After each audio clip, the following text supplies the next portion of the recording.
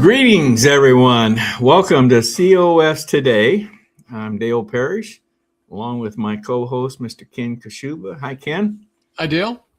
Well, that went pretty good, didn't it? Yeah, I know your technological power is increasing.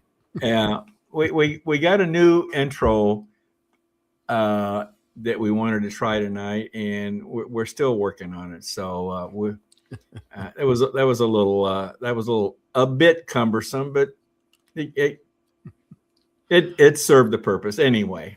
Testing. Yeah. Yep. Well, folks, COS Today, we're saving the country with Convention of States. That's what we're trying to do, folks.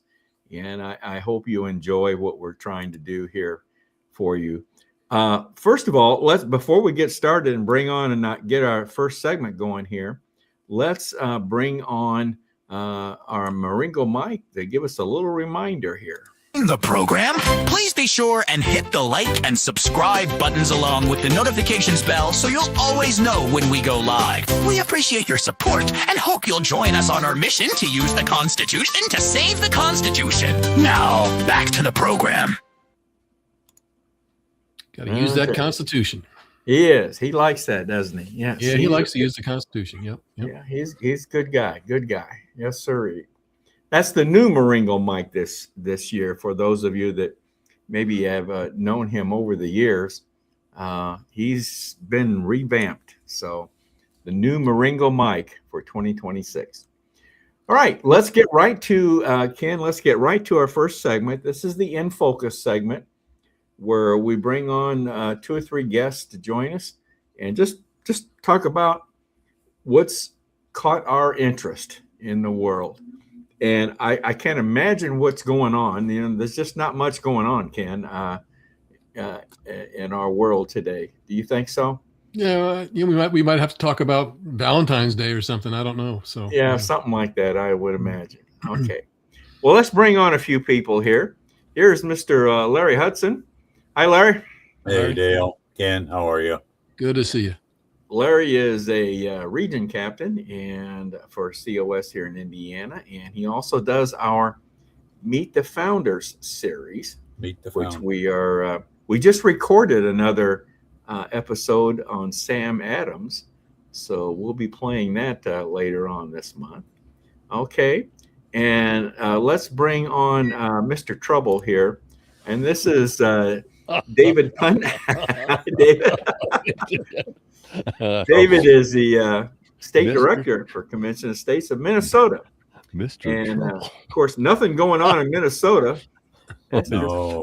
Quiet, peaceful. Nothing happening here. Move along. Yeah. Nothing to see. Nothing to see here. No. Move along. And finally, Mr. Rick Lyon, who was formerly events coordinator for Convention of States here in Indiana. Rick, what's your title? Do you have a title now? I can't hear you. I hope you're not muted, are you? No, he's not muted. No. Let me bring him. I'm going to bring him on and add him back in. Can you hear us now, Rick? Doesn't look like it. I can't hear you. We can hear him fine. Maybe we should have him go out and come back in. Let's see if we can get him a message. Can you get a message? Dale, I'll send him a private message and see if he gets me. Okay. So, this happens, folks, from time to time. Technicals. Technology is great as long as it works. I don't know what happened. We were just talking to him before the program started. Yeah.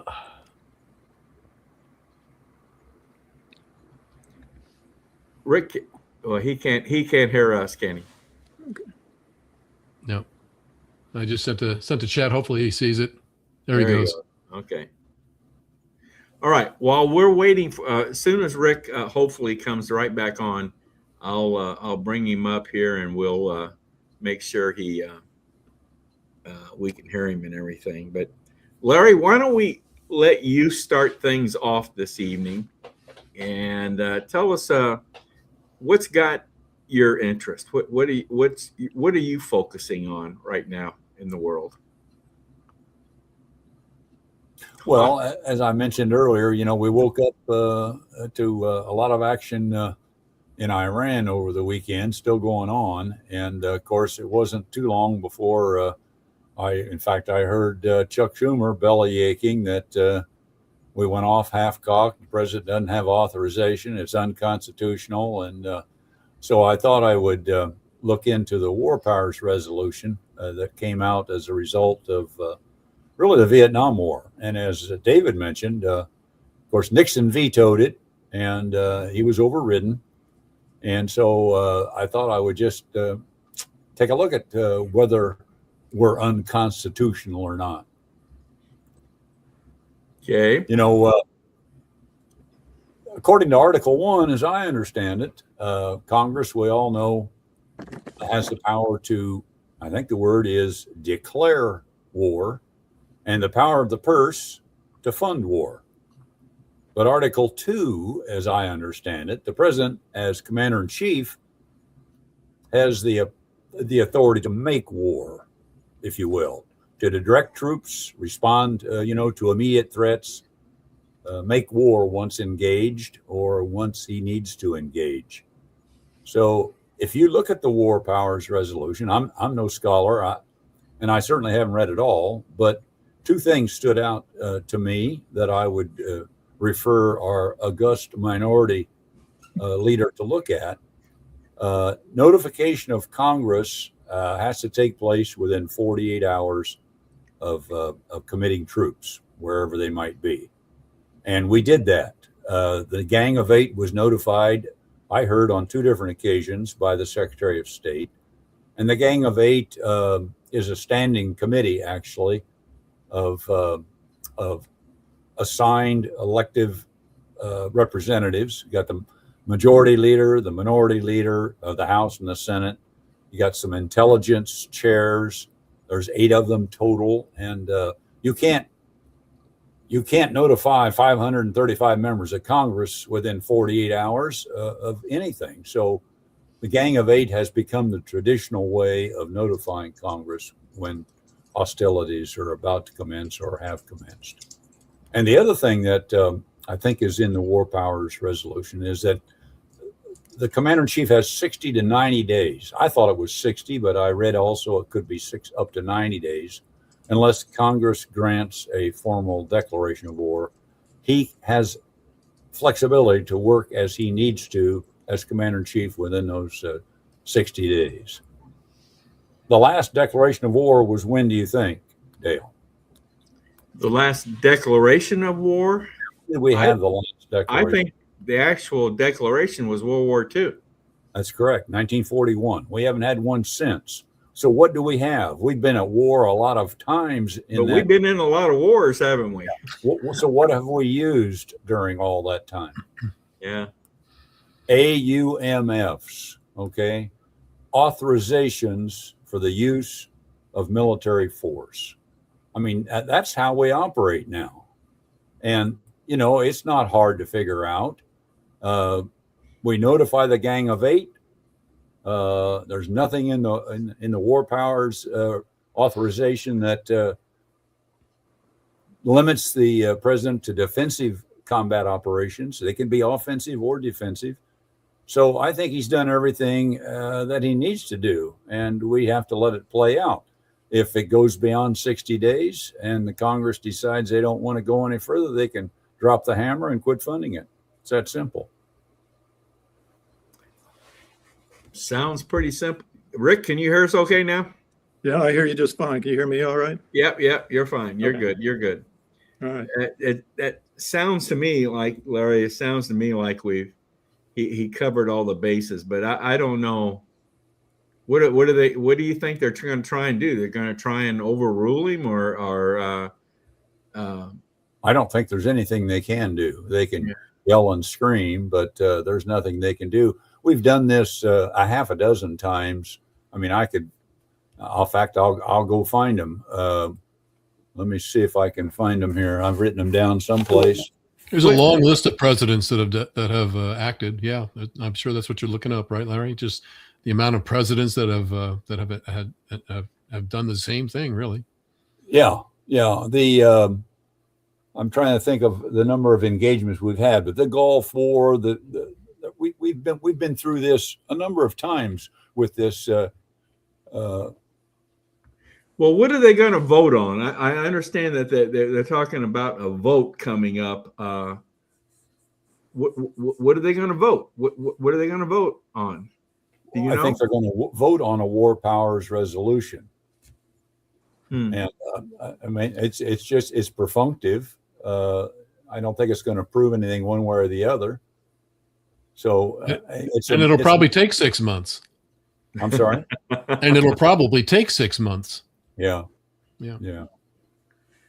All right.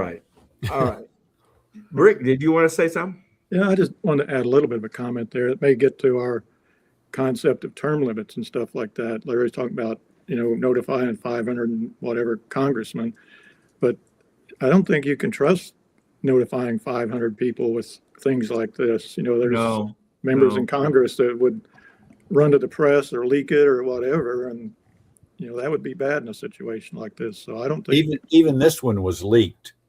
They said it was leaked to the news media. Oh. Yeah, I mean, it didn't do any damage, but it was still leaked. Yeah, the assumption is if you keep the number down to 8 or less, you can trust that it won't be leaked to the press. That's the idea. That's not going to happen. No. If the only way to keep a secret is to not tell anybody. You keep it to yourself, and even then, it's kind of a dicey proposition. Yeah. Do any of you know? Did the bombing raid, Midnight Hammer? Was that? Did he notify the Gang of 8 on that, or did he do that? Yes, he did. I believe he did. That was certainly kept a secret. That was. I was very surprised that didn't get leaked. So, David, I think you had another angle on this, or you wanted to add to this, right? Well, I'm not sure what I was going to add to it, but I was. Well, I hope you figure it out here pretty soon. Any second now, I just got another message from somebody else, and it makes a little drum beat noise in my headphones, and I said, "Oh man, it's just way too much going on." The angle that I was going to talk about the war was a story in Rolling Stone today. And who knows, maybe they've been hanging on to this story for a long time, but the story that the Rolling Stone put out is, did we learn nothing from the movie War Games? And it was one of my favorite movies. It's a cute little movie. It's a clever little movie. It's about a kid, and at the time it's now I'm trying to think of the guy's name, Matthew Broderick. And he was playing video games back in 1983. Of course, the video games were not nearly what they are today, but he was playing video games, and he stumbled into this tic-tac-toe that was being played by a large system. And it turned out that he was playing against a computerized simulation at the Colorado Springs Cheyenne Mountain. And there was something going on behind the scenes on a computer that they were playing a game of what will happen if all of these nuclear weapons are released on this country versus this country versus this country versus this country. And the lesson that the movie was really, really well done. It was very, very clever and very, very well put together. And at the end of it, the graphics of the movie showed bombs being released from one country over to another, and then another one to this one, and different strategies for thermonuclear war, and they couldn't find a solution. I mean, because every time it was just like tic-tac-toe, every time the the Americans would launch missiles against the Soviets, and this is before the Soviet Union had fallen apart.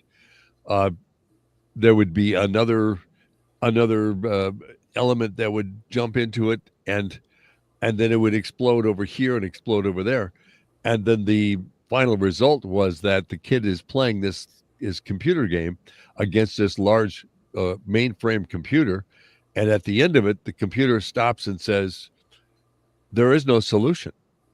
Would you like to play tic-tac-toe?"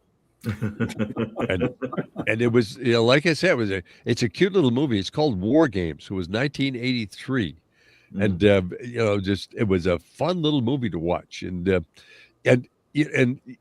that I think about it, there wasn't any violence except for the bombs, of course.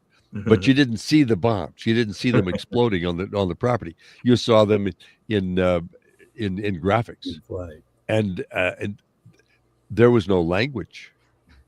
And you know what? Well, Matthew Broderick played a kid. He was like 13 or 14, according to the story, and he had a girlfriend. But that's as close as they ever got. In fact, I think they held hands once. But so there wasn't even any of that. I mean, it's a clean, wholesome film. It's a very, very good movie. War Games. Well, there's always a question of where this will lead. Yeah. So I'm sure that's probably what that note was addressing. Have we not learned anything? We've said we're not nation building, and we're trying to keep our hands off of this as much as we can. The Persians want new leadership, and they've been bottled up by this megalomaniac for 37 years, and haven't been able to do anything. In fact, somebody said tonight, I was listening, there's probably very few people in Iran, certainly the young people, none of them have known anything but this guy. They don't know anything about anything prior to 1979, when the Shah of Iran ran the country, and they were very pro-American. Yeah. And they had a vibrant economy, and they were westernized, and they were like, it was a totally different country. That's a good point. I hadn't even thought about that. This guy's been in power for 47 years. I mean, there's a big part of that population wasn't even alive when he first came in. No, they weren't. This is all they've known all these years. Yeah, this is it.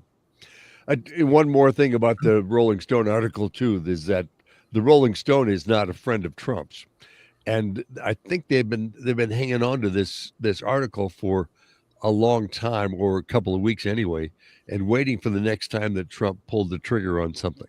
Yeah, that was probably written during Midnight Hammer, and then when that didn't blow up to be a World War III, they decided to hang on to it for a little bit longer and release it now. They're after the same thing as the Democrats. They want success in the midterms, and that's why the article was written, even though the movie was good. Yeah, I can't help but think. I can't give you the word for it. It was brought up. I think Dennis Prager brought it up in a video I was looking at some days ago. But I'm sure that the president and those around him know that nothing that an Iranian leader could sign, would sign, or would promise is worth anything, because radical Islam believes in lying. It's part of the culture.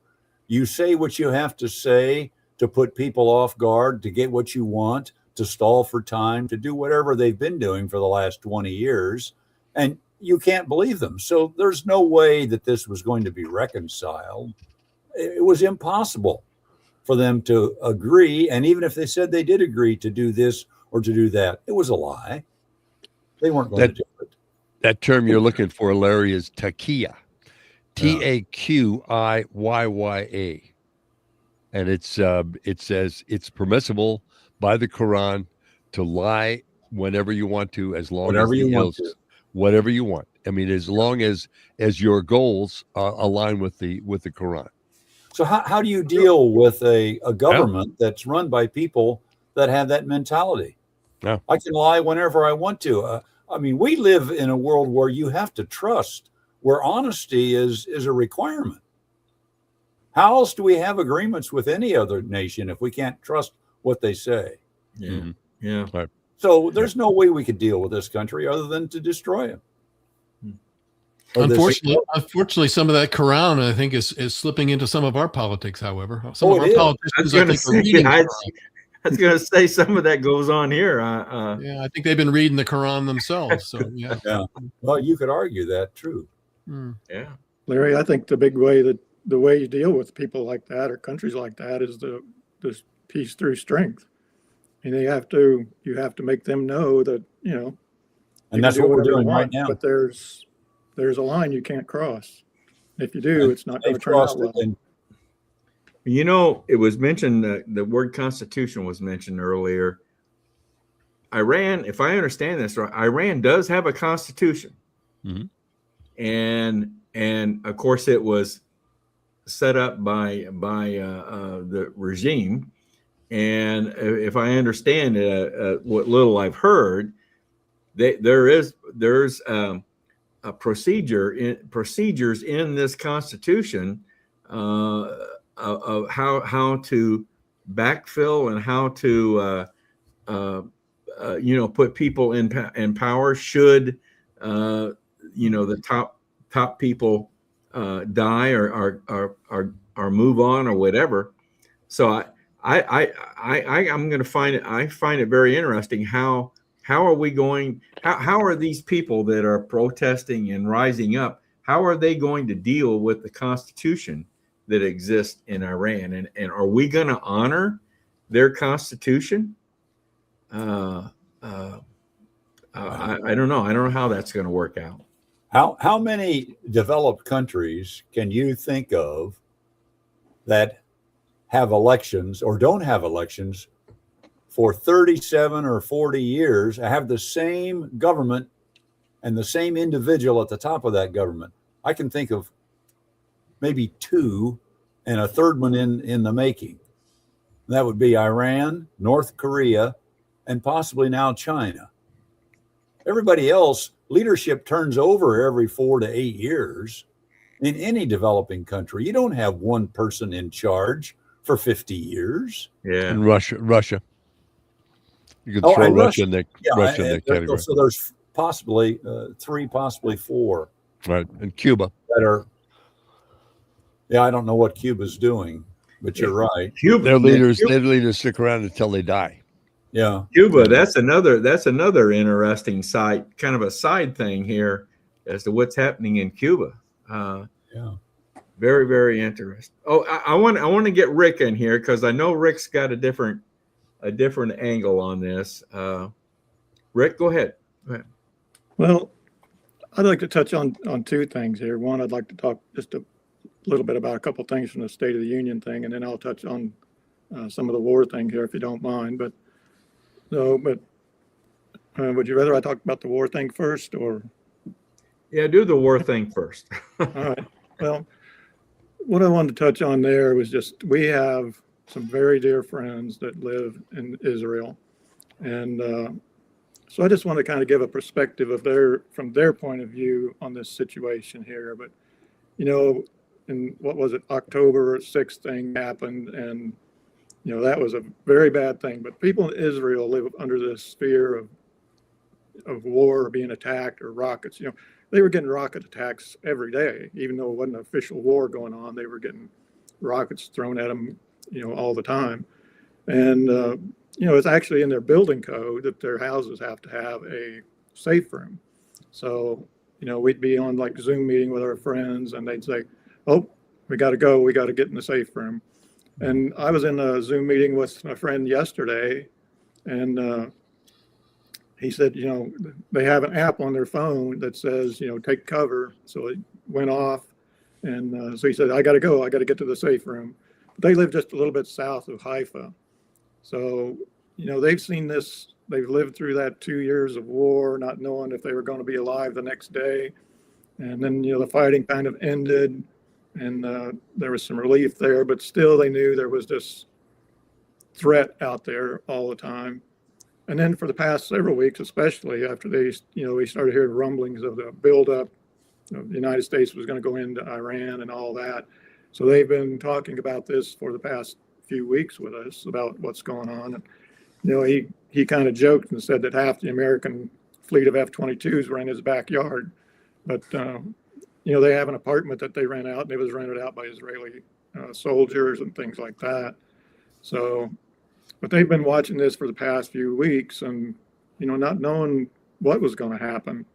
So that's kind of the perspective that they have there. They being near Haifa, they see the rockets going through the sky and they hear the explosions up there and that sort of thing.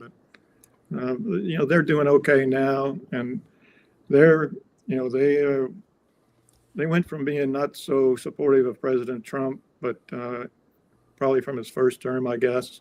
But in his second term here, they've become, I'm not going to say they're going to jump up and down about President Trump, but they're appreciative of President Trump, especially with him moving the capital the way he did and then taking on Iran like this. They're very happy about that. And, it's a bad situation, but they feel like this has to be done. Because from their perspective, you can't let Iran have nukes. And because they would say they only need 2.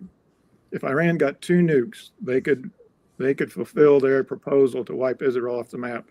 If they nuked Tel Aviv and they nuked Haifa, and of course they would never nuke Jerusalem with the temple and all that there. But all Iran needed was 2 nukes dropped on Israel, and that's the end of Israel. So they're happy to see what's going on right now. And so I just, regardless of your feelings about Israel, some people are this way or that way about Israel. But I just ask everybody to pray for the people of Israel and the people of Iran too, because they're just as much victims of this evil regime as anybody. So That's right. That's kind of my perspective for tonight, Dale. All right. I knew.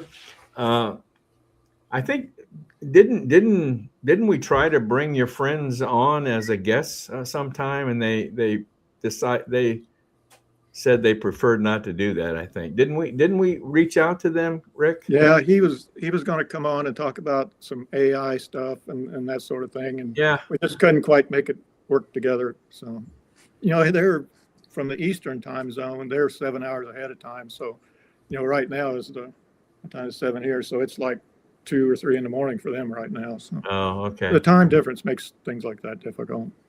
But we could try to work it out sometime, or I could maybe try to get a recording or something. But Yeah, I was going to say we could record something with them Yeah. if they would be. I think it'd be interesting to, hear from them how they're doing during this period of time with the Okay. rockets and so forth. I think that would be, I think that'd be interesting. So Okay. Well, I reach can out to ask them and we'll just. I think recording something would be the best thing to do. Of course. right, sure. Okay. All right. Good. Rick, Ken? you mentioned you were involved in something that was Bible based, and I'm curious if as a friend of mine I'm on the radio with every day, has talked about the story in Revelation at the final battle at Armageddon between Gog and Magog. Yeah. And Gog is understood to be Russia, and Magog is understood to be Iran. Yeah. Now, the United States is not mentioned, and I guess I'm wondering if you've had thoughts about that. Oh, my wife Susan, she's really more the one that's familiar with Revelations and things like that. That's a topic she's really gets into and familiar with. I'm not as familiar with it as she is for sure, but I understand John's Revelation. I don't know. I mean, No. I don't think there's a lot of ability to predict the future that far ahead, but Well, I don't- the biblical part of Revelation that talks about them coming down from the north, which Yeah. obviously you talk about Russia and Iran. There's a multiple force coming down, and the Bible does say that God refutes it. Israel, they're defeated. Mm-hmm. All right. So we do know that from a biblical perspective that Even though it's joined forces and they do move on Israel in the Revelation, Israel defeats them. So far, Right. Russia's not gotten involved. Yeah. So far. Well, there's certainly implications, I understand, to them from what's going on in Iran from the standpoint of oil and other things that Iran has. So, I mean, there's all sorts of implications to this with Russia, with China, with Hezbollah, the Houthis, Hamas. All these things that Iran has been supportive of and supplied, hopefully we're going to be cutting that all off. Hopefully that's going to come out of this whole thing. But anyway, Rick, I'm sorry. Rick, Go ahead. Rick wanted to. You had some State of the Union things you wanted to touch on very quickly, right? Well, just a couple things that, more questions than answers type things, I guess. But just, I was gonna. It's just kind of things I don't understand about the State of the Union or the state of. How did you all watch all of it? Oh yeah. Yep. I watched maybe. I never really enjoy watching these things, quite honestly. I think I watched the first 30 minutes or so, but I didn't watch the rest of it. So This was the first one that I watched all the way through. did it really? Yeah, I've always dozed off. I mean, no matter who was speaking, but Yeah. even in Trump's first term. But this one, for whatever reason, I was riveted. I was all the way through. I liked it. Well, he added a lot of storytelling in it. It was interesting. Yep, you know. yep, he did. But Well, I think. Go ahead, Rick. I'm sorry. that's all right. I guess the thing I was going to mention about the State of the Union was, that the things I don't understand about things like that. I don't understand why, I'll call them a certain group of people. They scream and yell and they call President Trump Hitler. And then they stand up and protest against what we're doing that defeated the real Hitler of our times. The Ayatollah Khomeini, he's a man who, without the sanctions, without the military opposition, and without the courage of America and Israel, this guy would have killed more people than anyone probably since Hitler himself. So, the Ayatollah was, in my book, he was the Hitler of our generation. So I don't understand how people can stand up and accuse somebody like President Trump of being Hitler and then turn around and defend somebody like the Ayatollah and think we did the wrong thing of going in there. Yeah. So It's called TDS. Yeah. it's called what? TDS. Trump derangement syndrome. TDS. Gotcha. Okay. Most Yeah. every Democrat has a bad case of it. Yeah. I do think that's anything Trump. They're Yeah. against anything Trump. Well, and that's another part of the State of the Union I didn't understand is that this certain group of people elected government officials. They could not stand to honor a severely wounded pilot. They couldn't stand to support a child whose life was destroyed by an illegal immigrant. They couldn't stand and honor a 100-year-old hero for getting a Medal of Honor. I don't understand why they can hate someone so much that they would rather disrespect a hero or a child, all because it would, it looked like they were agreeing with President Trump. And then yet they turn around and claim the moral high ground. I just don't understand that. So, Or a hockey team. or a hockey team. Yeah. Did they who not couldn't- stand for the hockey team? They didn't stand No. for the hockey team. Oh No. my goodness. Who couldn't support the hockey team? At least hockey team. I mean, there's no politics there. But The one report that I saw on the State of the Union that I thought was really good was some reporter, I don't know, thought that Trump's closing line was the best thing to set up the midterms. His line about if you agree that the government's main responsibility is to protect its citizens and not illegal aliens, if you can't stand for that, and they did not stand for that. So right. that Well, it's kind of like that old saying, if you don't stand for something, you fall for anything. And that group of people, they've fallen for a lot of different things. That, they fell for the lies that Iran was actually pretending to negotiate, and they fall for the idea that there's multiple genders, and they fall for things like, the benefits of legalizing drugs and the justification for, abortion and all that. So Yeah, just look at their platform. yeah. And I'll throw in one more thing I don't understand real quick, if you don't mind. I don't understand the COS thing of, you would think the states would be the first ones cheerleading COS, and we should have had every state stand up and approve this thing by now. And I don't know why they don't, because COS is returning the power of the government back to the states that formed the government. And I don't understand how these, the other states that have considered it and turned it down and things like that. To me, it's like a no-brainer, this approving convention of states. That's the last thing I'll say I don't understand. But anyway, there you go. So We could probably do a whole program on that. Yeah. Maybe we should do that sometime. Yeah, and the out of the states represented here, I'm the one from the state that has not even considered the resolution, much less passed it. I mean, we've introduced it every year for the last 8 years, and it's still sitting in committee. I mean, it's never been called up. We've given no testimony. We've never even gotten to the point of having somebody acknowledge that. And it's because the legislature is so severely divided. We have a lot of Democrats who all have TDS, and it's almost like I don't know what, I'm not sure. I hate to even consider the possibility of describing what the Democrats are thinking. I don't know. Every once in a while, we get a Democrat to sign on, or at least to read the page, but it's few and far between. Yeah.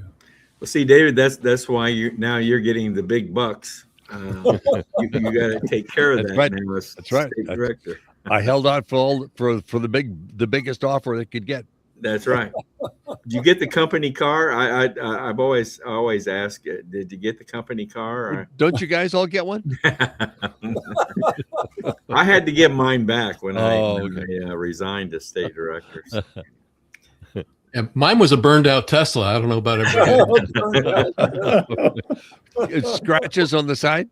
Yep. For those viewing folks, we're all volunteers in Convention of States here. We don't make any money off of this at all. There's no money in this. No money. Ken, we're down. We got about 5 minutes left in this segment. Okay, I'll try and get through this quick. Before I get to my main concern, which again is war directed, I just want to say how totally disgusted I am with our congressional leaders, and society in general is getting much worse at this. But the F-bombs that are used by our Congress people that we elect, it's becoming more and more, isn't it? And what kind of example is this to the children we're trying to bring up? Yeah, it's used in. I mean, I know social media. It's mobbed with it. But to have a congressional leader sit there with a pin on herself, and others. I mean, there's a whole commercial now, and that's all they say throughout the whole commercial. Yeah, women love it.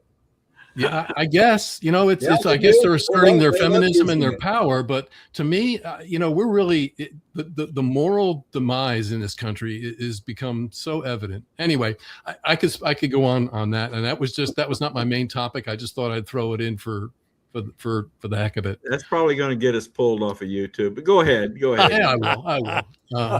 I wanted to bring about a little bit. I'm back to the war. I wanted to bring about a little bit more of a 360 view of the war. But I mean, obviously we're all paying close attention to, the news and everything that comes out of there on Iran. Let me just mention, just take a little different peek at this and try and describe again, because I think most of us know, and I haven't I need to go back. I read it a long time ago. The Art of Negotiation, the Trump's book. I have to read it. It's to me, we're all fixated with everything that's going on, I just wanted to bring about a little bit of different angle. Because for over 5 years, Russia, considered a global superpower, has been unable to decisively defeat Ukraine. The war drags on, lives are lost, resources are drained, and minimal territory gain. Now imagine Russia watching the United States accomplish, hopefully in weeks, what they have been able to do in years. It's not a regional event. This is really a global signal, the way I think Trump sees it. The real king and queen on the other side of the chessboard is not Tehran. It's Moscow and it's Beijing. And I think China's obviously watching and Russia's calculating. But because a nation, demonstrates precision, speed, and resolve against a capable military power, every ambitious power updates its risk model. It's just the way it is. It's not emotion. It's a deterrence. So my point, I guess, is when you remove Iran's destabilization influence and you don't just affect Iran, you affect energy routes, Middle Eastern alliances, Russian positioning, Chinese expansion calculations, and the credibility of American response. I think it's something that credibility is everything, and I think when credibility rises, expansion pauses. And I think Trump realizes this. I think he knows it. And they talk about 3D chess. This guy's on 4D chess. And it's about the web. The world is not linear. It is a web. Venezuela wasn't isolated. Cuba isn't isolated. Greenland isn't isolated. The Middle East isn't isolated. So every move alters, like the game of Risk. You don't take that territory because you hate it. You take it because it shifts leverage. And I think that's really what this is all, what Trump is far ahead of everybody else in the game. Right now in America, the divide isn't simply a political, it's perceptual. We see headlines, others see structure, and a lot of people see emotion. That drives a lot of people in this country. But others seek leverage.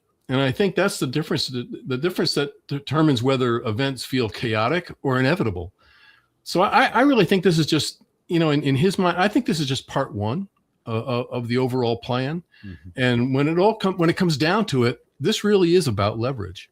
And I think as we mentioned earlier, strength through power is being demonstrated. And I think what Trump's overall goal is to have our enemies stand up and take notice. And I think he's done a good job of that so far. That's my take on it tonight. Yeah. When you consider, though, what we've just been discussing, the other side, party is everything. They're in lockstep.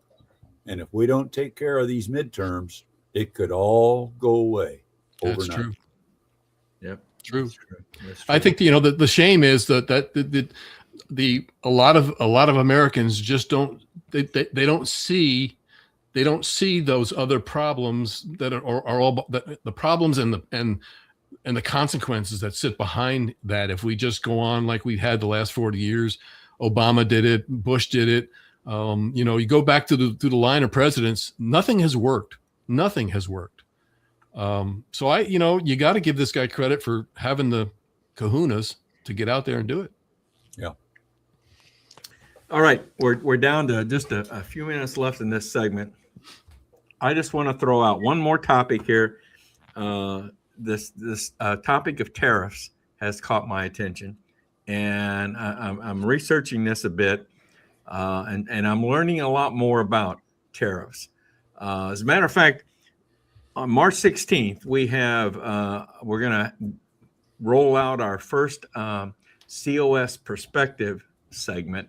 And we're going to talk about fiscal restraints, which is one of the pillars of our resolution in Convention of States. And we're going to deal with the national debt and talk about the national debt.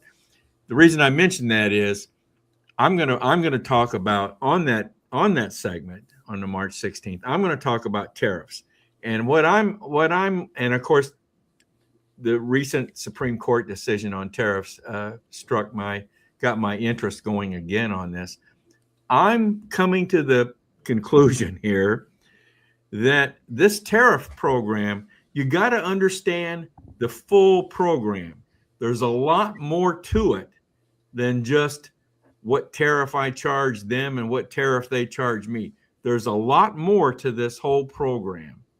And yes, tariffs can be taxes, but not necessarily. There's a lot of other ways that tariffs can be dealt with. But the overall goal of this program, there's about 4 or 5 different aspects to the program. Some of these will take years to recognize if this works. And I say that, and I'm the points that I'm talking about is the point of bringing manufacturing back to this country. And that's one of the long-term goals of the whole tariff program. And that never gets talked about very much. Of course, you hear Trump talking about, what is it, the $18 trillion that other countries have promised to invest into our country. Well, that's important. That's part of bringing manufacturing back to this country. And I'm not going to go into more detail on it now. But I also truly believe this tariff program, the whole program, once realized, is going to play a significant role in addressing our national debt. And it may not be the answer to it. Obviously, controlling spending is going to be the real answer.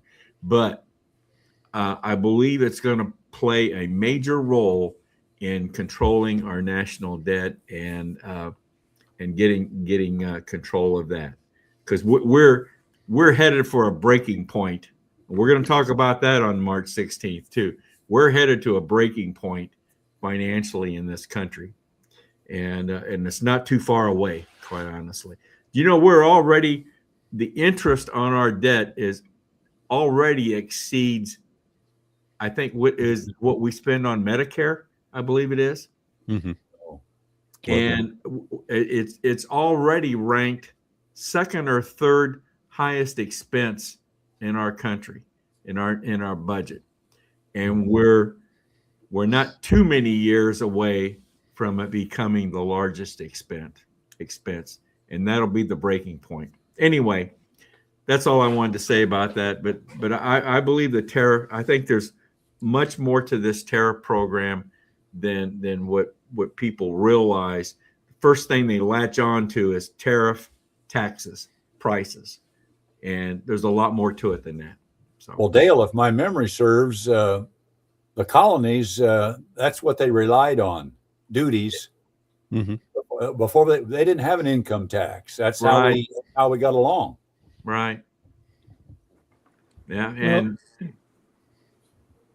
who was going to say something about someone? I was going to say something, Dale. Just jump in there, but I think of tariffs a little differently. I think of tariffs as like similar to like a sales tax. In Indiana, you buy something in Indiana, you pay a sales tax on it. It's no different for like if you're France, let's say, and they want to buy something from the United States, a tariff is like a sales tax. So I don't know why everybody gets upset about the tariffs when we all pay sales tax on almost everything we buy. So to me, a tariff is not much different than it's like a national sales tax, I guess. But people outside the country end up paying it. But that's just kind of different take I have. Before 1913, it's semantics. Yeah, right. The Constitution gives Congress the power of the purse, not the president. So if tariffs are a tax and tax is money, that's purse. So they get all twisted up in semantics. Okay, David, go ahead, David. We got to wrap this up. Yeah, that's more or less what I was going to say too. That we're consumed by the meanings that we place on words, and I was trying to think of the 3 categories of Supreme Court decisions and theories of Supreme Court decisions.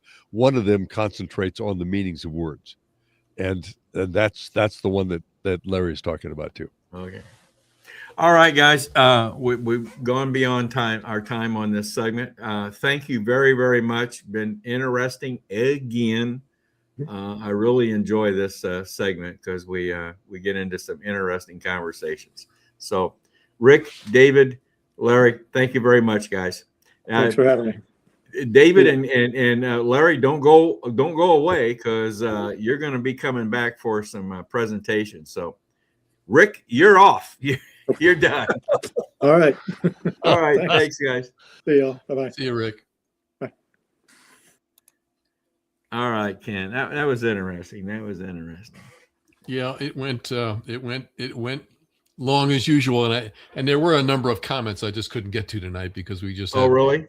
We were too engrossed in our statement. So yeah, if people out there want to go ahead and read through the chat, there's a number of interesting comments. So okay, very well, good. Well, you should bring those on. You should have brought those on. Well, anyway. you know, I can still throw a few of those up that are interesting if you want to see them. I don't know. Yeah, throw them up. Throw them up. Okay. All right. Well, we'll go. It'll jump around. We'll set a record tonight. it'll jump around to the different topics, but let me start with this one.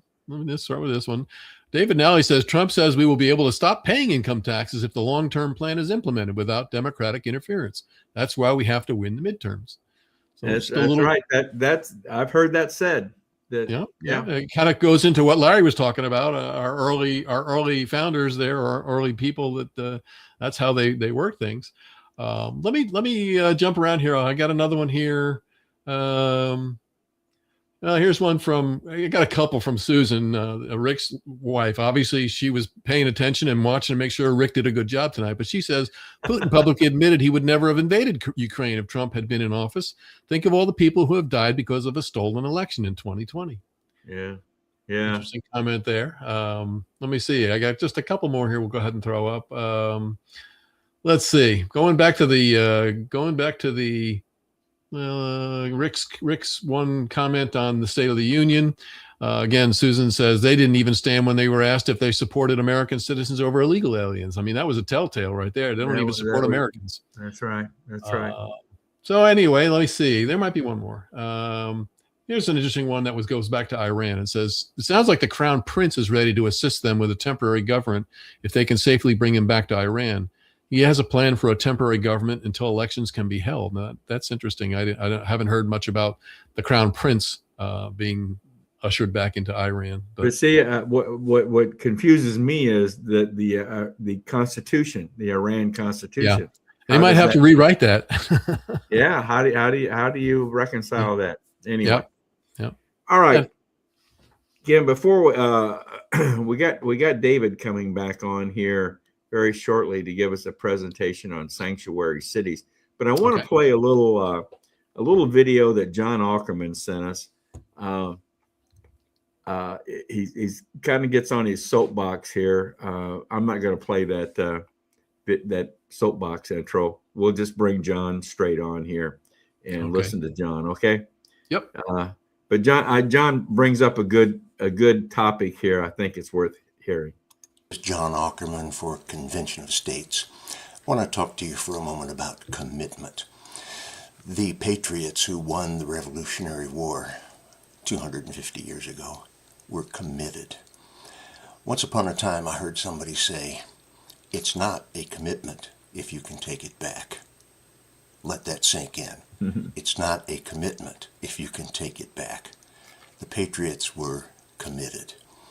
I remember when I was a young man watching one of the Apollo moon rockets take off. The voice on the TV said things like T-minus 60 seconds, T-minus 30 seconds, T-minus 15, 10, 9, 8. And somewhere in that final 10 seconds, he said, all engines running. Then he resumed the countdown. 4, 3, 2. Then he said, we have launch commit. Bingo. That grabbed my soul to the very core. We have launch commit. Now, I'm not a rocket scientist. I'm not a chemist. But I understand enough about chemical reactions in machines to know that when he said, "We have launch commit," there was no way they could stop it. That rocket was gonna fly. No power on Earth could stop the chemical and mechanical reactions that had started. We have launch commit. The Saturn V booster rocket, at the time, was the largest, loudest, most complex, and most powerful machine ever built. And when they reached a certain point in the countdown, it was committed. Just like the Patriots were committed. They were going to win that war or die. And for us in Convention of States, to save this nation, we have got to be committed to getting 34 states and having that convention. I'm John Aukerman.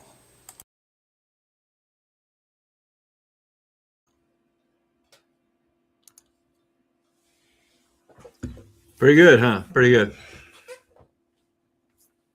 Are you muted? I was, and yeah, very much. It was, the word committed was aptly given a perfect example. Yeah. Very, very good. Very good. All right. Well, let's bring David back on here and talk about.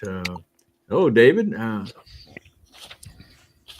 Hope you got a chance to get a drink of water or something. I have a salad here. I'm munching on my salad. It's just finishing off supper. You've done this before. You eat dinner during our broadcast. I don't. Of course, are you an hour behind us? Hour, yeah. Well, I'm an hour behind you. Yeah, it's a little before 7 right now. Yeah. So okay. All right. So you feel free. Go ahead and eat while you're waiting. You interrupt my dinner time. No, I'm all right. Talk to us about sanctuary cities. Shouldn't be any problem there. That's that. You don't have that problem in Minnesota, right? No, we don't. Well, and the Governor Walz insists that we don't. Oh, yeah. Then that's the final word, I guess. Yeah, I guess that's the final word, and there have been recent debates between the governor and other officials, and whether or not we live in a sanctuary state or not, and even to the question of, is Minneapolis a sanctuary city? The word sanctuary comes. We can trace it back to the Greek and Roman empires. The concept has been part of human nature, though, for thousands of years before that.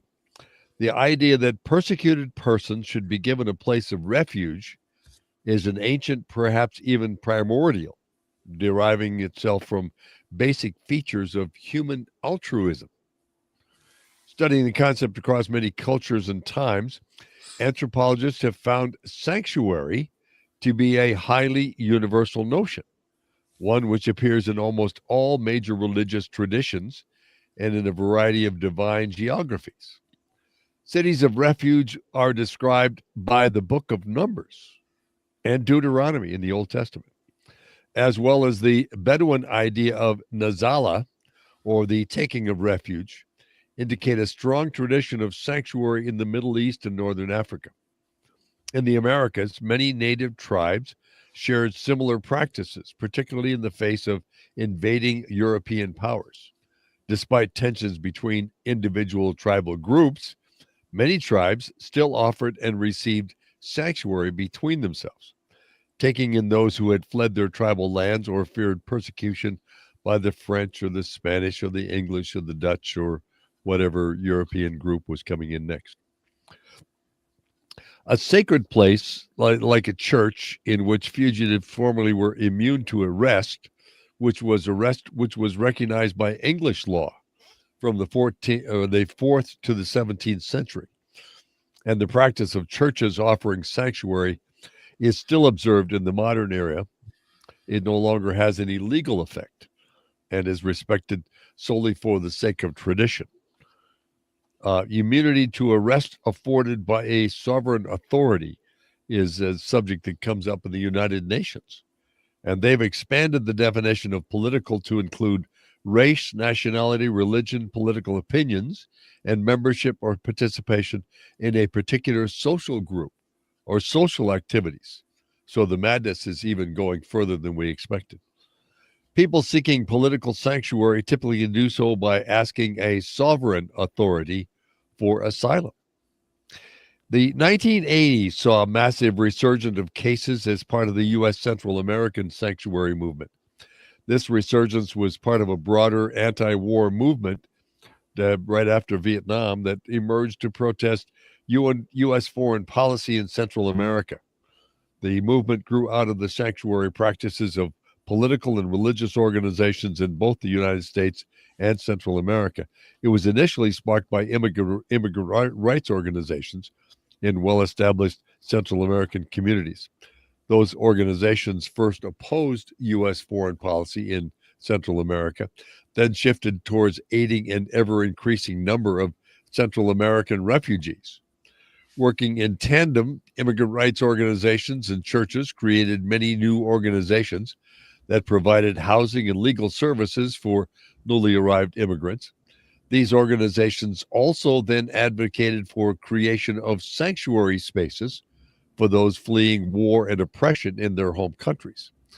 By 1987, 440 cities in the United States had been declared sanctuary cities open to migrants from civil wars in Central America.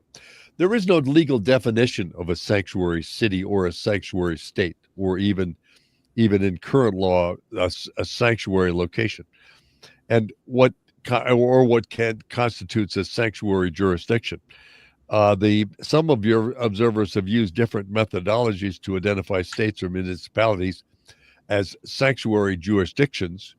In addition, while some government entities have at times described themselves as sanctuary jurisdictions, others have disputed it being labeled as such, particularly when those jurisdictions have authorized some degree of cooperation with federal immigration authorities. The Supreme Court has held that the federal government has plenary power over immigration, including as to the entry and removal of aliens.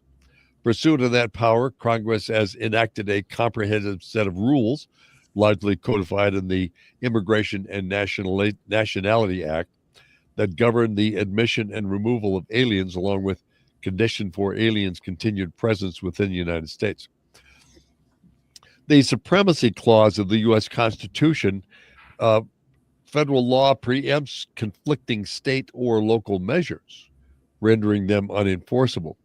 Questions arise as to what extent a state and local sanctuary policy, which may appear to be in conflict with the federal government's immigration authority, is enforceable, as we've seen just recently in Minneapolis and continue to see.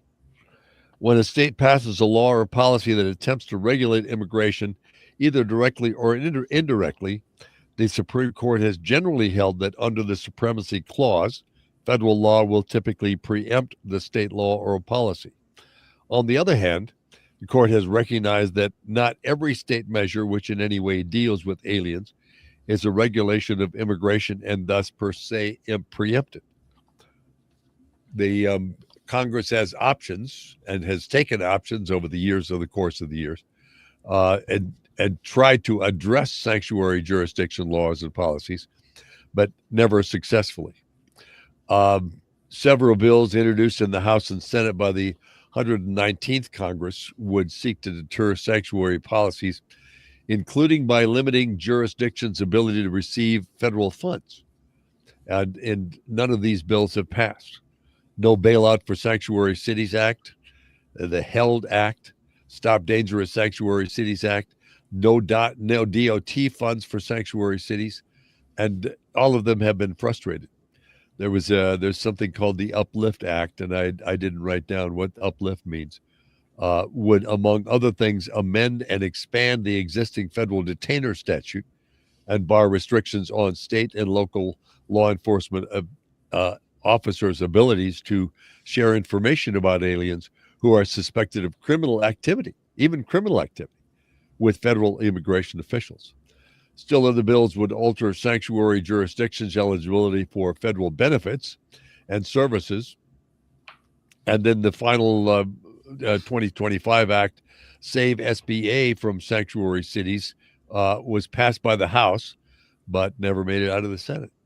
There's small business administration regulations that have been attempted to deal with sanctuary jurisdictions, but nothing has seemed to work so far. And its sticking point is the 10th Amendment, and the Supreme Court is still dealing with that.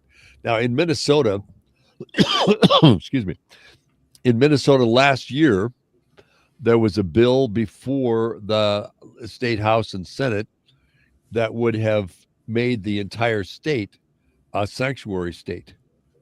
And there was lots of pro and lots of con. The bill had a lot of sponsors in the House. It was called the North Star Act, and it went down to defeat right towards the end of the session in 2024. Is if it's been reintroduced this year or last year, I'm not aware of it, and it doesn't seem to be showing up in the list of bills that's being wrestled with. So it goes on, it continues on. It's an obvious abridgment of federal power that is just exactly like the nullification situation before the Civil War. And I'm not sure who's going to blink first. Mm. And it's there was another piece that I think I wrote down, but there was, but it depends upon who you ask, who is a sanctuary state. The DOJ has listed 14 states as having laws within them that discourages law enforcement officers from revealing anything. I mean, even so much as the nationality of an illegal immigrant or illegal alien to federal law enforcement. In Minnesota, there are 2 counties that have established laws or established precedents, and it's been entirely up to their sheriffs. Their county boards have agreed with them and said the sheriff will run his shop and we'll run our shop. The sheriff is up to them. Out of the 87 counties in Minnesota, until recently, there were 8 that had that agreement with the federal law enforcement. Now it's changed quite a bit since Tom Homan came to town and dealt with, and that's mostly what he was doing. And the Operation Metro Surge continues. It goes on. There are still people walking around with whistles and yelling and screaming and putting up barriers, but much of the madness has calmed down. And it's because Tom Homan has sent many of the guys home. But they're still going in and picking up illegal aliens in jails. And the agreement is, they've gotten to the point where the agreement is just give us a phone call and we'll come over and pick them up. Yeah. Right. We'll go in the jail. We won't bother. We won't go in neighborhoods. We won't go to pizza places. We won't go to people's job sites.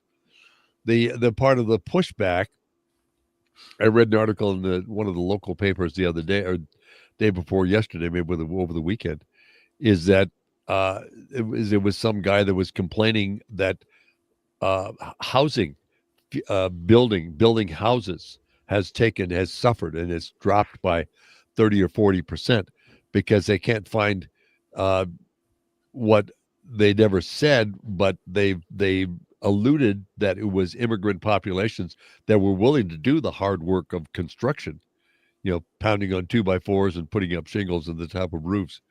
And 30-40% of them are not there anymore. So it's far from over. It's a long ways from over. I'm not sure how it's going to end up. I don't know. I know how it should end up. And if everybody had the same appreciation for illegal aliens and everybody had the same appreciation for the future of the country that we do, then the problem would be solved. But they don't. and that's hard to understand. That's Yes, hard. it is. Very, very tough. Very tough. It's especially illegal alien criminals. Yeah. Yeah. That's the one that's really hard to swallow. How these people could, but David, going back to the protesters that still exist, do you really think those are from the city? That are they from Minnesota, or are these people that have been brought in from outside the state? It depends upon which protest and which group and which movement. There's a lot of outside interference. Yeah. I mean, and there possibly could be. I keep hearing about George Soros funding a lot of these groups through nonprofit organizations, and I haven't seen any proof yet. And if that is the case, then there's definitely avenues to crack down on these organizations. I mean, just a RICO statute for George Soros's money would I think would pay our debt. It might cover the whole thing. But I mean, so far I've heard lots of talk, but I haven't seen any action.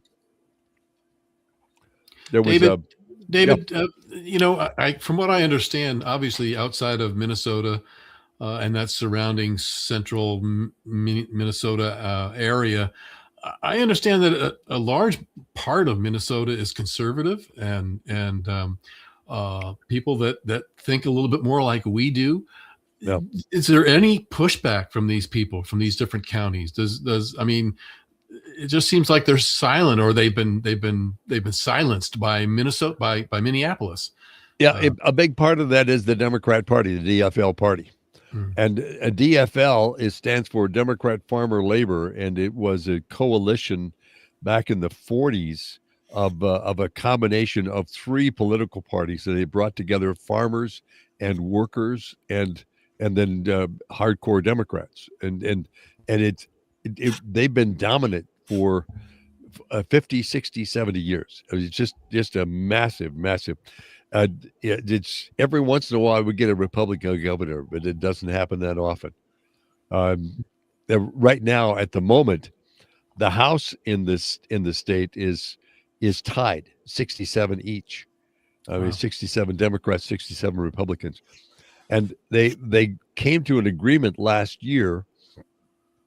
And I'm still not sure how this happened, and I'd love to find out. But they during the last election, there was 67, and one of the Democrats, it was discovered that he didn't really live in his district, so he had to step down. He had to resign, and then the Republicans were going to be in charge, but the Democrats rather, left the building. They left the building. That sounds familiar. It's just like where we heard this before. They walked out. They said, "We're not going to do this. We're not going to govern."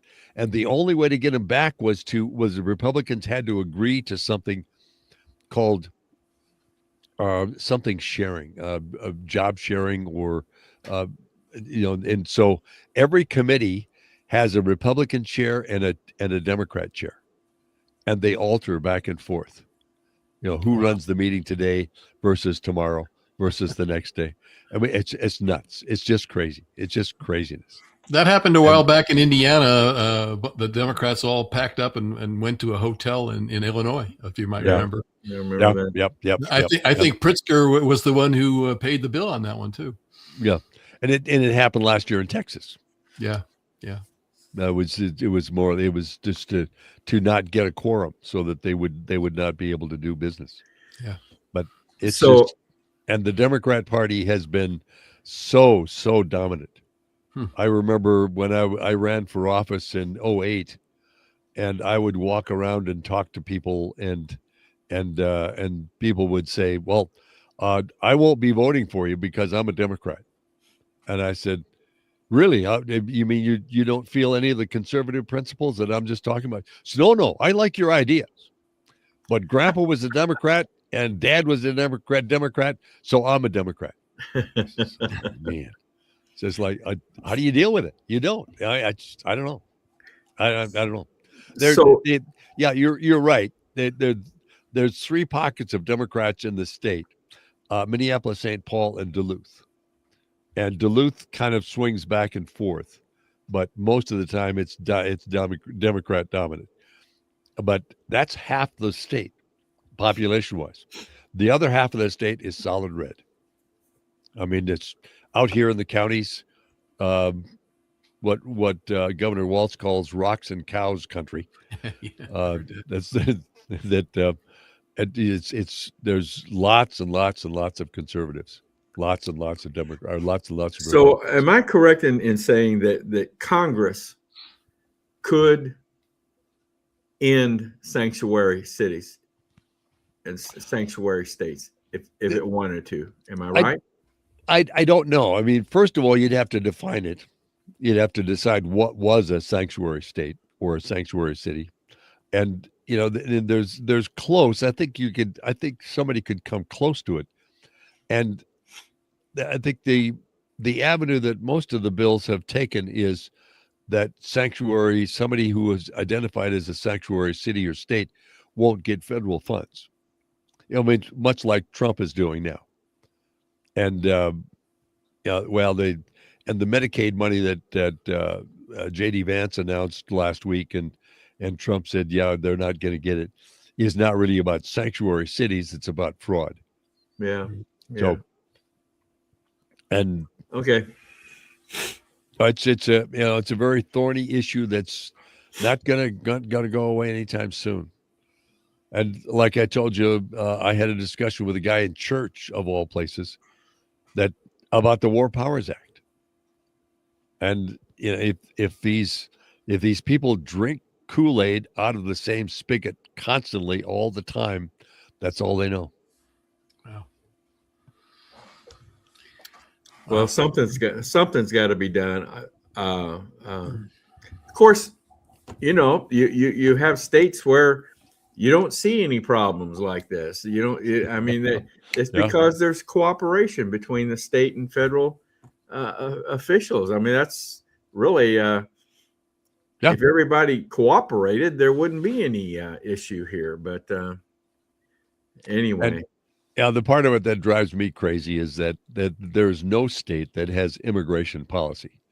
I mean, they have no authority in immigration at all. It's absolutely none. That's a definite federal authorized activity. Well, our next presenter, Larry Hudson, is going to be talking about nullification, and he was very interested. He was very interested in what you had to say tonight. Yeah, evidently, his topic kind of ties in with what you're talking about. Oh, absolutely. Yeah. So we'll bring Larry on here very shortly. Okay, David, thank you very much. You're welcome. You'll go back to your dinner, and okay, I'll continue eating. Have a good evening, bud. Okay. All right. Thanks much. Good to see you, Thank David. you. See you. Good. See you guys later. Bye. Very interesting. That's always an interesting topic. I tell you. Well, it's always confused me too, because I've heard that over and over again, that the amount of conservative people that are in the rural areas, and you think it would just get to a point where it just boiled over and enough is enough, and there'd be some kind of an overtake or an uprising by the people in the state that said, we've seen enough of this. It's time to straighten out this state. But yeah, you would think so. Unfortunately, yeah, like David said, a lot of them are just, if they're drinking the same Kool-Aid, they're not. None of their blood pressure is being raised. That's for sure. So, yep. Well, let's bring Larry on here and let's see what he has to say about this. Larry's going to talk to us about nullification. So, okay. Larry, thanks for hanging on, bud. Hey, that was a good listen. Sounds you enjoyed that? It sounds like Minnesota maybe is a lot like Illinois. The state's red, except for some deep pockets of, densely populated cities. Yeah. And maybe he should be talking with the Illinois state director and pool their efforts. I remember back in Trump's first term, I guess it was, when building the wall was such a big issue. I remember a meme from somebody in Illinois that they put out, and they had a map of Illinois, and they showed building a wall around Chicago. Chicago, yeah. That's all they needed to do was just build a wall around Chicago. If they could just move Cook, if they could move Cook County up into Canada or something like that, Yeah. it would totally settle it. Yeah. So we'll probably have some Illinois people drop us a line or two on Well, this. maybe we could work out a trade. It's like anything else. We could work out a trade. Well, Larry, I know. I wanted to pick up on one thing. I don't know if David's still on or if he's listening, but he mentioned, they're going to cut off Medicaid or they're going to cut off funding. And I don't know. To me, that's wrong-headed. Let me bring you back on here. Do you want to say something about that? People. He's Well, muted. no, I don't mean that's his idea, but he mentioned it, and I don't. He may disagree with me, but I think it's wrong-headed because you're punishing people who, many of them, probably are of a different persuasion. We need to go after, and in my nullification segment here, I'm going to talk about it. We need to go after people like the governor and the mayor. We need to go after elected officials who have violated their oath of office and have instituted and actually fomented violence. These people need to be arrested and incarcerated. We don't need to bother the poor citizens, the large majority of citizens in Minnesota, for what these two yahoos have done, and the police chief and whoever else is on the hook for this. I just don't think withholding funds is the right way to do it. That's punishing the wrong people. No, you're right. It is not the way, and that's one of the problems of all the bills that have been introduced into Congress, and that's been the weak part. I mean, you're in essence saying that all those really good and decent people are going to be left out of getting federal dollars because they just happen to live in the wrong place. Yeah, I don't like their idea of getting federal dollars. No, I'm there's not no crazy place about in the that. Constitution, that says they should be getting federal dollars, but that's another issue. Right. It is what it is. So I just think the punishment's wrongly directed. Yeah, the recent decision to withhold or put a pause on Medicaid funds has been because there's been investigations into so many of the programs, housing programs, autistic programs, feeding future programs. That's fraud oriented, right? Yeah, and it's all about fraud, and they're not stopping the money; they're just holding on to it until they can figure out where it's going. But I have heard President Trump mention we're going to withhold federal dollars from these sanctuary states and sanctuary cities, and I just say, whoa, I don't think that's right. I think you ought to go after individuals. We have no accountability in our country today. I don't know of a politician that's in jail for anything. No. None. I don't even know if they've been brought up on charges. Not even Hillary Clinton. Walk around scot-free. They say anything they want. Well, her response has been patented by. Didn't you hear, David? I mean, I don't recall is now the standard line in court. Yeah, that's true. It's been kept her out of jail for many years. No, yeah. All right, David, go back to your dinner. Okay. Thanks much. We'll try I enjoyed to it. I enjoyed it. Okay. Thank you. Appreciate your work. All right, Larry, go ahead. Well, he mentioned nullification. It's not, and he mentioned the Civil War, which, of course, we know where that led us. But it was states nullifying federal law, and that's my point here tonight. Nullification goes way back, and we've had cases of it since the Civil War, certainly, and even before the Civil War. But it's basically refusing, to do it. It's not mentioned in the Constitution. It's a legal theory, I guess, that basically says states have the authority to invalidate a federal law. But the key here is if they deem it unconstitutional. And I think David was very clear right at the end there. Immigration or naturalization is the prerogative of the federal government. States have no say in it whatsoever. So to me, the concept of nullification right now is very appropriate, because I think sanctuary states and or cities or both are actually nullifying federal law, and they're not complying with what the federal law calls for. Now, most of them will take you to Prince. It was a Supreme Court decision. I don't remember the date.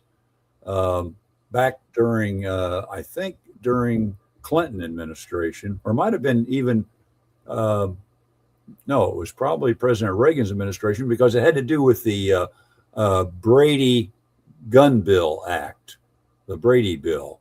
And Prince took exception to, and the chief, they are actually chief law enforcement officers, I think, that took offense to what they considered unconstitutional requirement to conduct federal background checks on handgun buyers that the Brady Bill was directing. And so it went to the Supreme Court. And the Supreme Court, in a 5-4 decision, found that this bill, the Brady Bill's attempt to commandeer, I think was the term that was used in the decision, to commandeer the sheriffs to perform background checks, violated the 10th Amendment. And the court emphasized that the Constitution, established a dual sovereignty, federalism as we understand it, and the states retained these powers that cannot be compelled to administer federal programs. They don't want to have to incur the cost that it might come to them to do it, and that they had the legal authority not to. So they invalidated that part of the bill, and they're using it now. Believe it or not, it was Justice Scalia who wrote with the majority that, and I think I've got it here someplace. He said, I don't think it says much, but I'm not a scholar. There's no constitutional text precisely responding to the challenge. An answer can be found in historical understanding and practice, the structure of the Constitution, and in the jurisprudence of the court. That's how he justified his decision in Prince. But that's what the states are using. They're falling back and saying, Prince said that we don't have to coordinate or administer federal programs. And so we don't have to, in the case of immigration, we don't have to do what the federal government wants us to do with regard to it. And I would say that that's not exactly what's going on today. It's far more than just not cooperating. We're seeing obstruction. We're seeing physical violence that's being perpetrated on federal agents. That's not what the Prince decision had in mind when they filed it. This had nothing to do with immigration, had everything to do with handgun and background checks. So it's been twisted in my point. The distinction between non-cooperation, which you might infer from the Prince decision, and active obstruction is absolutely crucial in these sanctuary city and state activities. States have the right to decline participation in a federal program.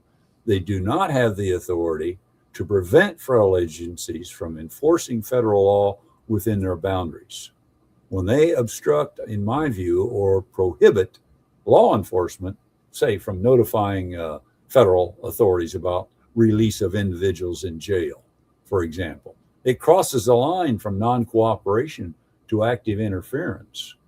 When states allow individuals to obstruct federal agents from arresting illegal immigrants or maybe harboring them, they've crossed the line. They're now violating the law in my view. And I think SCOTUS, the Supreme Court, has drawn a very sharp distinction between a state refusing to assist versus a state that actually actively interferes with federal operations. And I don't think it's been tested. I don't think the feds are proactive enough. I don't think they've allowed what's gone on, say in Minneapolis, to devolve into chaos. And we've had deaths, and we shouldn't have to have that. Anybody that lays a finger on a federal officer in the lawful execution of his duties has committed an assault. I think that's the law, and those people should be in jail. I mean, it's gotten way out of hand. So I just think nullification is being practiced, and it needs to be healed in. We can't let. I would include those that interfere with the in any way. Exactly. In addition to assault. I think that the attorney general or somebody at the federal level, the president, perhaps, should address the nation and address this very topic and say, look, this is what's going to happen. We're not going to just come after the bad dudes. Okay. This has to be every single illegal alien. Otherwise, your law is not just, and you're penalizing those people who are abiding by the law, waiting sometimes 5 or 6 years to come legally into this country. If you can get in here illegally, and some bleeding heart liberal says, well, we need framers to build our houses, and we've got to have these tradesmen who will do the work that Americans will no longer do, we're lawless now.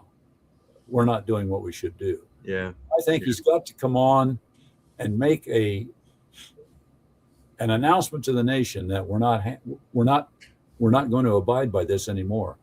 You touch a federal officer, you're going to go to jail. It's going to be for no less than a year, and we got to put a stop to it. So somebody has to do something.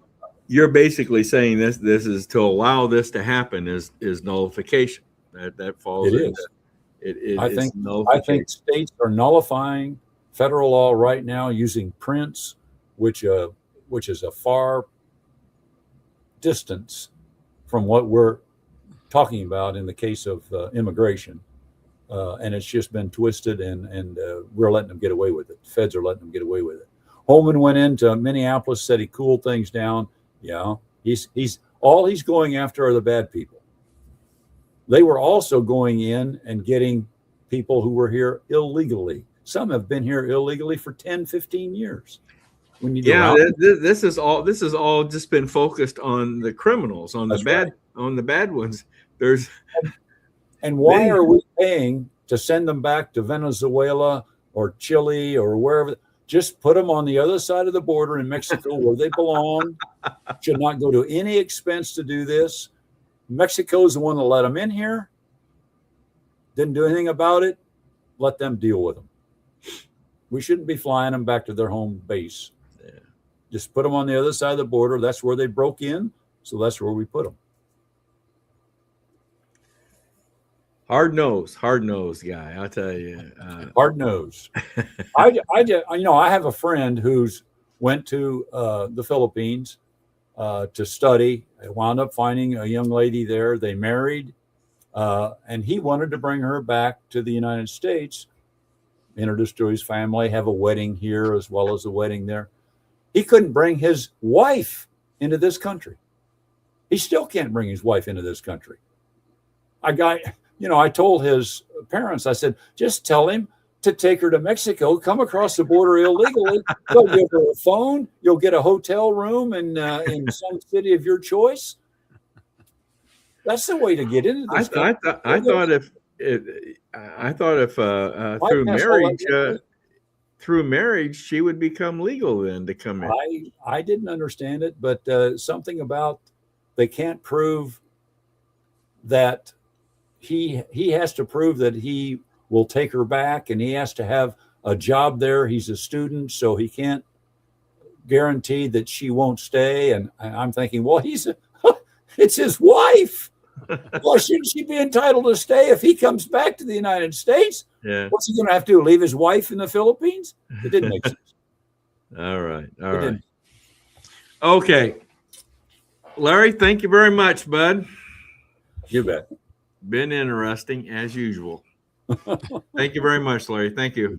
Take care.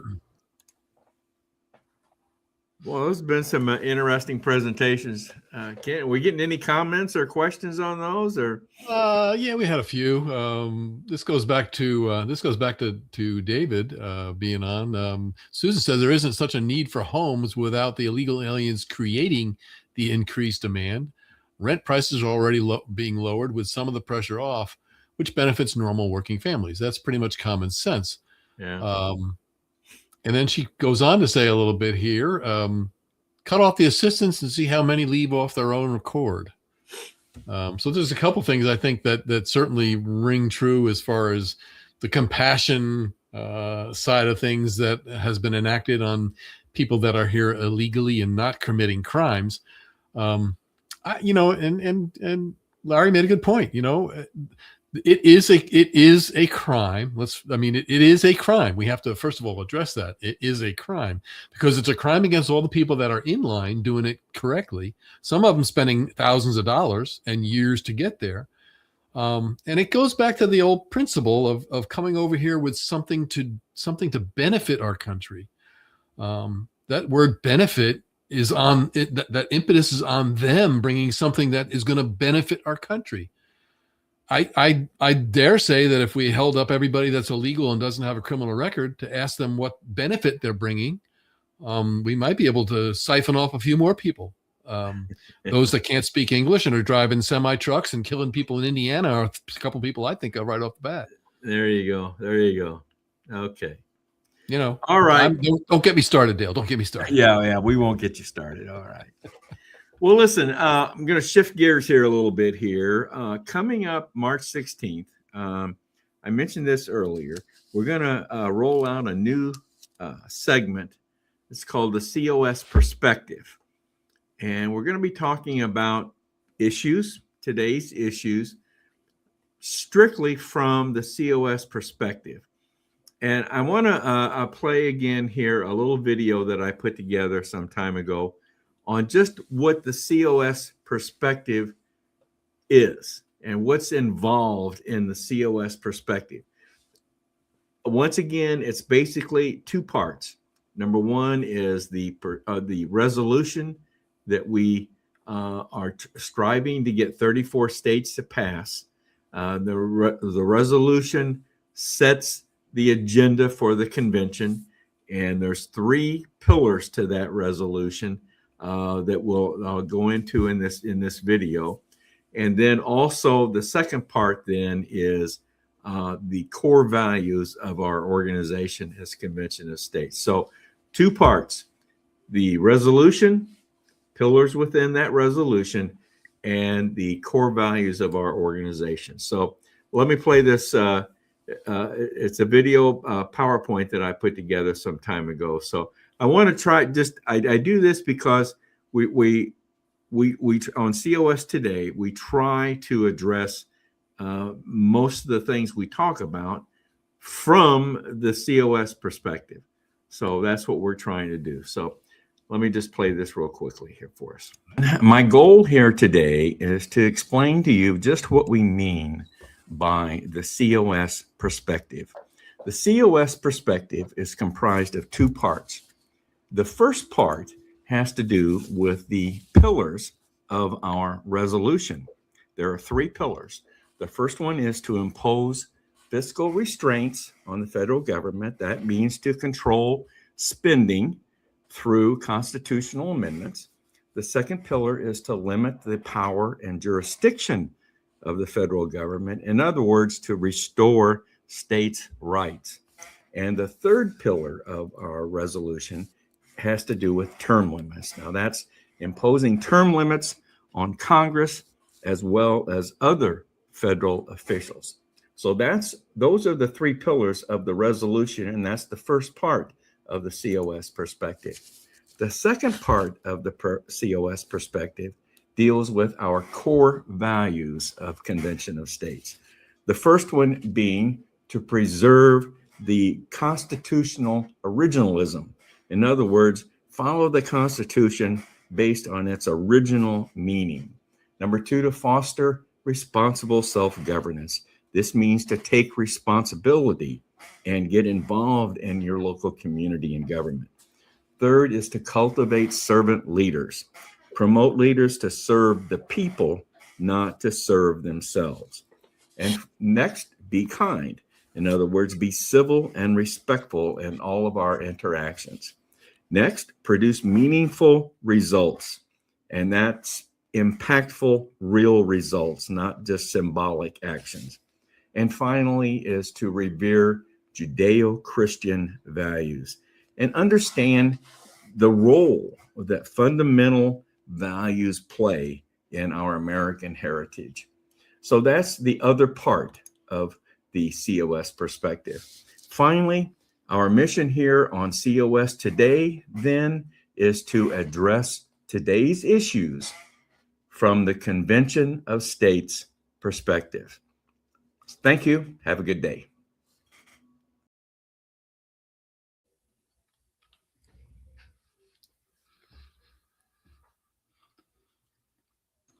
Unmute myself there. Yeah, that would be good. Go ahead. Yeah, I just like to play that once in a while, maybe once a month or so, just to kind of refresh everybody on what the COS perspective is. So, all right. Well, let's go to another little short video. This is Dave's Daily Dose, generated by our first guest this evening, David Punt. And we always like to let him get one in here every week. So let's take a listen to this one that we have here.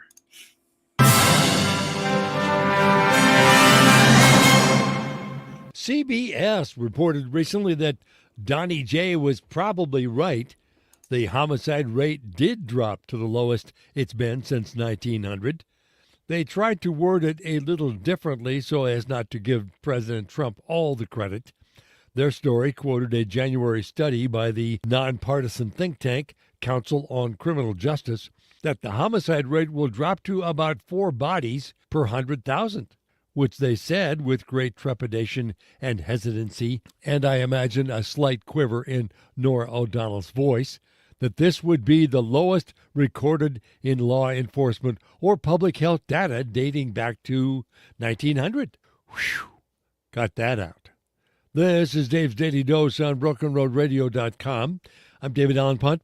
Before we go any further, I must beg your forgiveness for a small whopper that I just let slip. Norah O'Donnell didn't say that, at least not that I saw.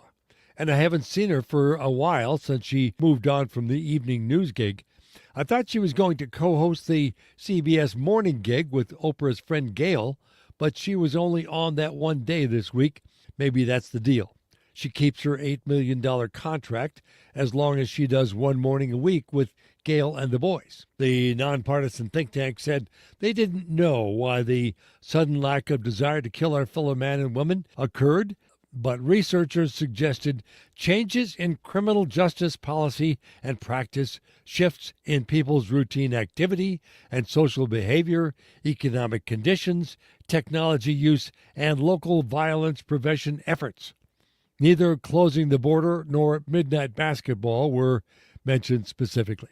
They did begrudgingly say that the homicide rate dropped 21% during Trump's first year of his second term, which they said would mark the largest single-year percentage drop in the homicide rate on record. The Western Journal reported that the council studied bodies in 40 cities beginning 2019. Some critics are suggesting that Don Lemon and his band of thugs who broke into a church in Minneapolis would alter those figures. And while authorities did arrest another 25 people, nobody died. So that still won't change the violent crime rate across the nation. It's getting downright peaceful out here. I'm David Allen Punt.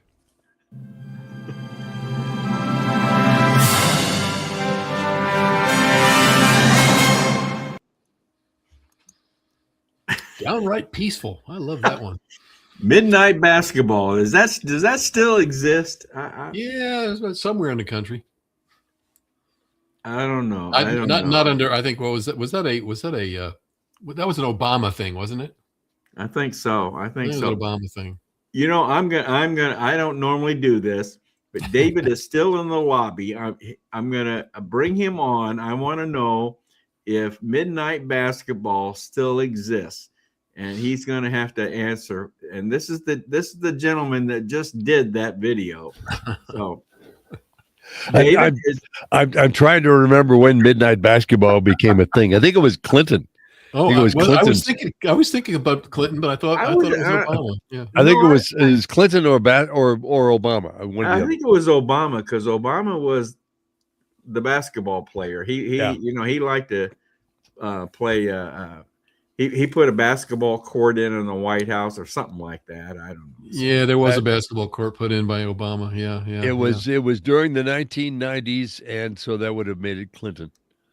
Oh, wow. And it was to reduce the amount of drugs. And in 1994, Clinton pushed for an anti-crime bill that would lead to 100,000 more police officers. I remember. Yeah, I remember that. And as well as put together and I didn't do any research at the time, but midnight basketball was just one of those phrases that sticks in my memory. It's just, you people. Well, David, thank you for those. Thank you for those daily doses. Those are very, very good. Glad to help out. And I don't know where you find the time to put those together. But anyway, it takes hardly any time to announce them, because I go through and I cut and paste and chop them up and stuff. But yeah, the writing takes about 15-20 minutes. I was gonna say you write that all out, don't you? Yeah, yeah, I do all the scripts. But one of the things that I spent 35-40 years in broadcasting, and I make a lot more sense if I read something and stick to a script as opposed to just kind of fly off the handle. You know what I mean? You know Ken Whaley. You've met Ken. Yeah. He does that too. He everything his presentations, everything, he's written that all out. Yep. And and he finds that that's very necessary. It keeps him on track. It keeps him focused. Now he'll verbalize. He'll go off from time to time, but he knows how to get back on track. So I guess there's something to be said about that. Yeah, when you go off track, you look back at the script to get back to it. Yeah, back to it. Well, that might have been started in the Clinton days, but I think Obama's the commissioner nowadays. I think he is. I think he's the commissioner. Yeah. Okay. Well, I promise. Basketball court at the new library. Yeah, and I think we should probably start looking at where some of that funding is going. Yeah, really. Yep. All right, Dave. I'm going to send you back to the lobby. I promise I'm going to leave you alone now. Okay. Yeah, now you can go eat your dessert, David. Now I go have dessert now. Yes. Yeah. All right. All right. Bye. Oh my. That's fun. All right. Let's start wrapping things up here, Ken. I do want to remind everyone, if you're looking to find us, to find our broadcast, the easiest way is to go to our YouTube channel, American Patriots for Convention of States. And Ken, you're gonna put that link in the. I'm gonna find that link and put it in the chat. Yes. Put it in the chat. Yeah, American YouTube channel now, American Patriots for Convention of States. And on that channel, you'll find the current broadcast. You'll find past broadcasts, a lot of information. But that's the easiest way to find us, is to go to that YouTube channel. Once again, if you have any questions or comments about tonight's program, drop us an email at raiseyourvoicecos@gmail.com. raiseyourvoicecos@gmail.com. So, Ken, I think that's going to be a wrap for this evening. And we'll let Marengo Mike close us out here once I find it. There we go. So been another good program, I think, tonight. Very interesting discussion.